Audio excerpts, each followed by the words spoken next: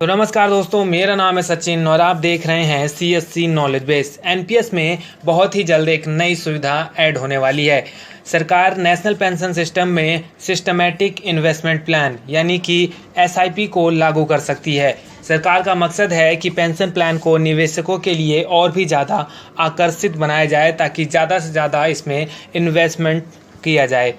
इसको लेकर PFRDA यानी pension fund regulatory and development authority की तैयारी आखिरी चरण में है। यह जानकारी NSDL की तरफ से आई है।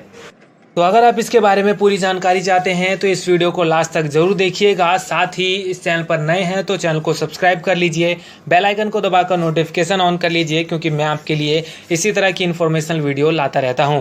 पेंशन सिस्टम में SIP ठीक उसी तरह होगा जैसे म्यूचुअल फंड में होता है।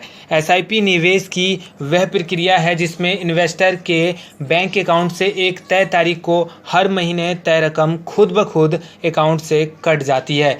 जिस तरह आपका मंथली यूटिलिटी बिल, जिसमें टेलीफोन, पानी या फिर बिजली का बिल हो सकता है, वो ऑटो डेबिट होते हैं, ठीक उसी तरह यह सुविधा भी काम करने वाली है।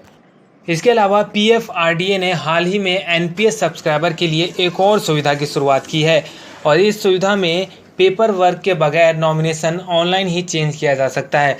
अभी के समय में नियम के अनुसार अगर NPS में निवेश करते हैं और नॉमिनेशन यानी नॉमिनी में बदलाव करना चाहते हैं तो आपको S2 फॉर्म रिक्वेस्ट डालना होता है और इसके लिए फिजिकली नोडल ऑफिसर से भी मुलाकात करनी होती है।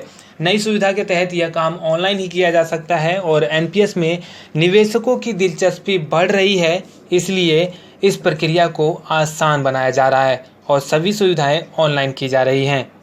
अपने NPS खाते में ऑनलाइन ही कैसे आप नॉमिनी को चेंज करेंगे, इसके बारे में भी मैं आपको इस वीडियो में बताऊंगा। लेकिन उससे पहले एक और बदलाव जो किया गया है, उसके अनुसार नेशनल पेंशन सिस्टम में जो पुराने सब्सक्राइबर तय समय से पहले पैसा निकाल चुके हैं, वो फिर से अपने NPS अकाउंट से जुड़ सकते हैं। PFRDA ने इसकी भी इजाज़त दे दी है और मौजूदा नियमों के अनुसार सब्सक्राइबर चाहे तो 60 साल की उम्र पूरी होने से पहले पैसा निकाल सकते हैं। जैसा कि आपको पता ही होगा कि 60 साल की उम्र पूरे हो जाने के बाद NPS के मैच्योर होने पर निवेशक ने जितना भी अमाउंट NPS खाते में जमा किया है उसमें से कुछ पैसे तो वो इकट्ठा निकाल सकता है और बाकी उसको मंथली बेसिस पर पेंशन के तौर पर मिलती रहती है। और अभी जो NPS खाते में बदलाव किया गया है उसके अनुसार अगर आपने पैसे निकाल भी लिए हैं तो भी आप NPS खाते को दोबारा चालू करवा सकते हैं, यानी इससे जुड़ सकते हैं। इसके लिए आपको जो पैसे आपने निकाले हैं वो दोबारा जमा करना होगा।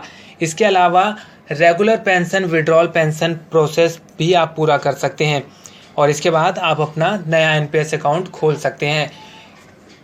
और अंत में आप ये जान लीजिए कि कैसे आप ऑनलाइन नॉमिनी चेंज कर सकते हैं। तो नॉमिनी में ऑनलाइन बदलाव करने के लिए NPS सब्सक्राइबर को लॉगिन क्रेडेंशियल के साथ अपने CRA सिस्टम में लॉगिन करना होगा।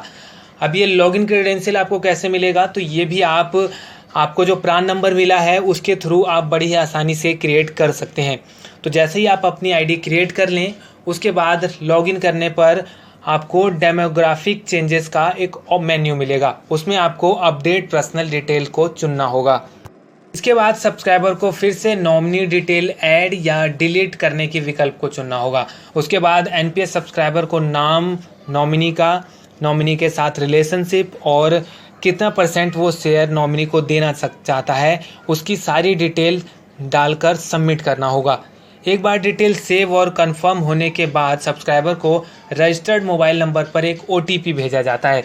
जैसे ही आप उस OTP को वेरीफाई करते हैं, यानी उसमें जो डालना होता है वहाँ डालकर सबमिट करते हैं, इसके बाद ही आपको एक E-साइन विकल्प का ऑप्शन मिलेगा जिसमें आपको आधार कार्ड या फिर वर्चुअल ID कार्ड दर्ज करना होता है।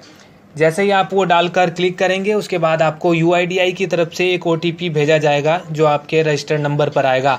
रजिस्टर्ड नंबर पर जो OTP आएगा वो फिल करने के बाद आपको वेरीफाई पर क्लिक कर देना है। वेरीफाई होने के बाद नॉमिनी डिटेल NPS रिकॉर्ड में अपडेट हो जाएगा और अगर किसी कारण से ई साइन फेल हो जाता है तो आप दोबारा ट्राई कर सकते हैं और अगर फिर भी नहीं होता तो सब्सक्राइबर को मौजूदा फिजिकल प्रोसेस के अनुसार ही नॉमिनेशन अपडेट करना पड़ेगा।